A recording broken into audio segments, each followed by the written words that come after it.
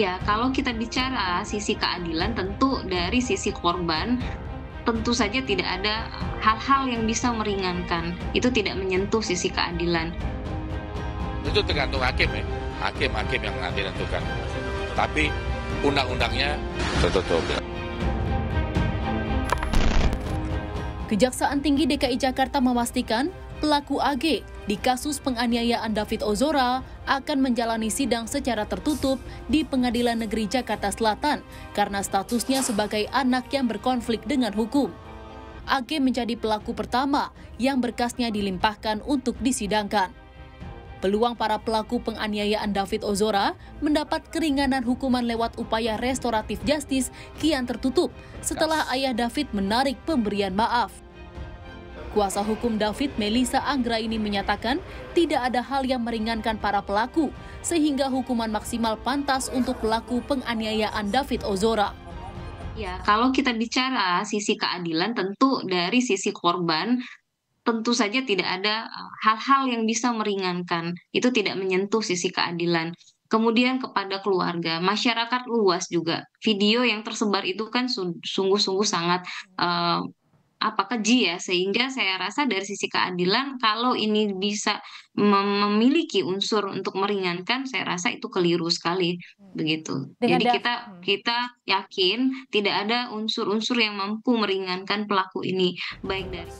Andai kata maaf dari ayah David tak ditarik, menurut Guru Besar Fakultas Hukum Universitas Jenderal Sudirman, Hipnu Nugroho, upaya restoratif justice belum tentu dikabulkan.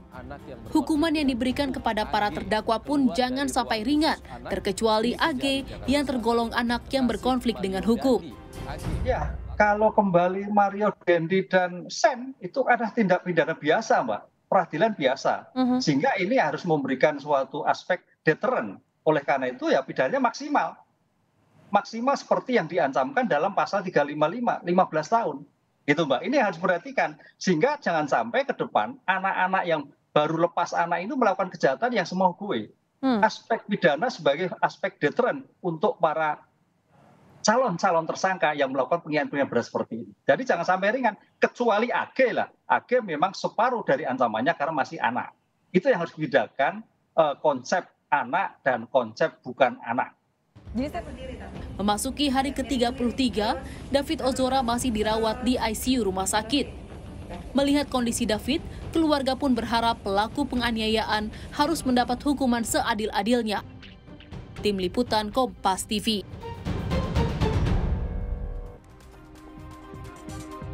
Sidang kekasih Mario Dandi yaitu AG akan digelar pada 29 Maret mendatang dan sidang ini pun digelar secara tertutup. Kita perbincangkan bersama dengan Humas PN Jakarta Selatan yang telah hadir bersama kami di Kompas Malam, Pak Juyamto. Selamat malam Pak Juyamto, salam sehat.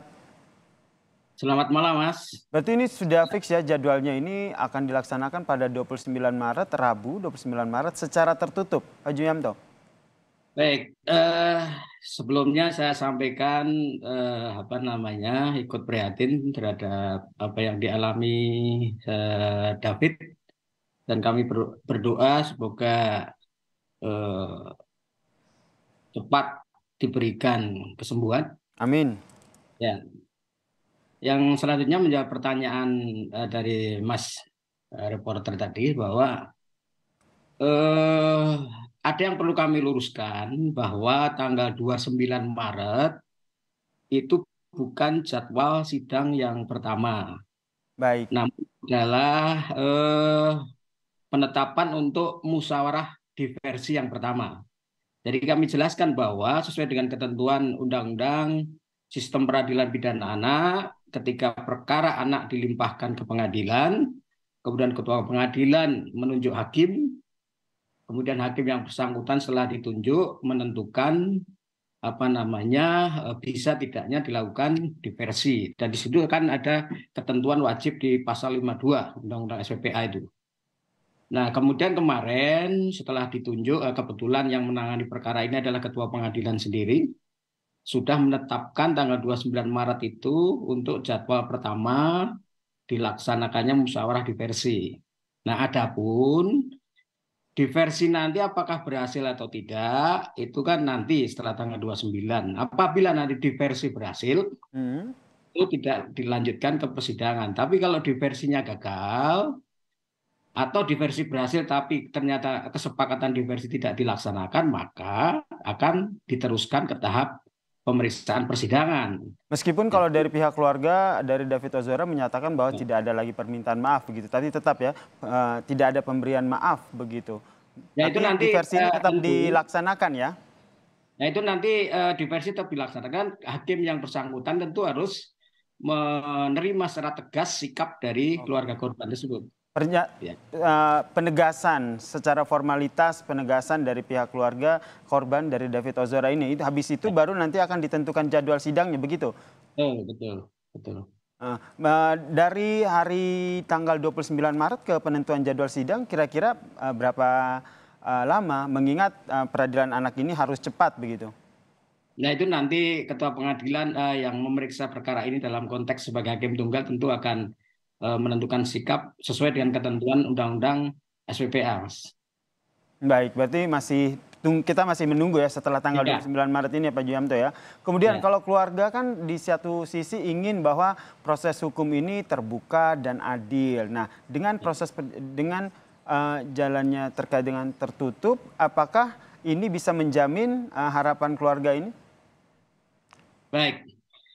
Perlu kami sampaikan bahwa mengenai sidang tertutup untuk umum untuk terdakwa atau anak yang berkonflik dengan hukum, itu jelas ketentuannya adalah dilakukan secara tertutup untuk umum. Kami ingatkan bahwa kita sebagai negara telah meratifikasi konvensi hak-hak anak, Covenant on the Right of the Child itu kan dengan melalui Kepres tahun 90. Artinya setelah itu kemudian kita harus menghormati memberikan perlindungan khusus terhadap anak-anak yang berhadapan hukum dalam konteks sistem peradilan pidana. Karena di sana ada kepentingan masa depan, kelangsungan hidup dan tumbuh kembang anak. Dan itu kemudian di dalam Undang-Undang SPPA kan ada 11 azas yang melatar belakangi bagaimana anak-anak itu ketika berhadapan dengan hukum, ada 11 azas. Di antaranya juga diterjemahkan selanjutnya menjadi dasar hukum pasal 54 yang mewajibkan hakim memeriksa perkara anak itu dan sidang tertutup umum.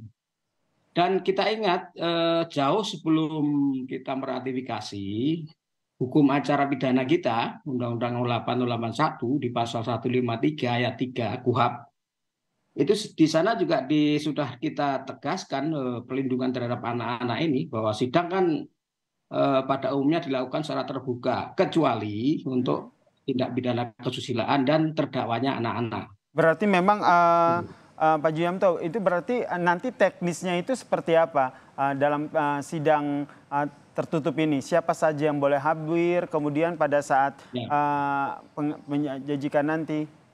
Ya, saya tambahin sedikit Mas. Selain pasal 54, sebenarnya kan pasal 153 ayat 3 KUHP tadi, kemudian pasal 3 huruf H Undang-Undang Sistem Peradilan Pidana Anak, kemudian pasal 17 ayat 1 Undang-Undang Perlindungan Anak, kemudian pasal 64 butir H untuk pasal 59 ayat 2 huruf B Undang-Undang Perlindungan Anak tahun nomor 35 tahun 2014. Di sana jelas itu bagaimana sidang untuk perkara tindak pidana anak harus dilakukan secara tertutup. Baik, berarti nanti teknisnya seperti apa? Ya, itu pertanyaan yang sangat bagus. Artinya di lain sisi undang-undang hukum acara menghendaki dan mewajibkan sidang dilakukan secara tertutup. Di satu sisi dari keluarga korban maupun dari publik barangkali menghendaki adanya transparansi proses persidangan, kan begitu. Betul. Sebenarnya dalam konteks sidang yang tertutup untuk umum itu kan di sana kan ada hakimnya, kemudian ada panitera penggantinya, kemudian ada jaksa penuntut umumnya, kemudian wajib hadir anak sebagai anak berkonflik dengan hukum didampingi orang tuanya wajib itu. Didampingi dengan penasihat hukumnya, wajib juga. Kemudian dari pembimbing kemasyarakatan, wajib juga. Jadi kehadiran mereka itu wajib. Keluarga korban bisa hadir berhadapan dengan bisa. Oke. Bisa hadir ya, Pak ya? Ya.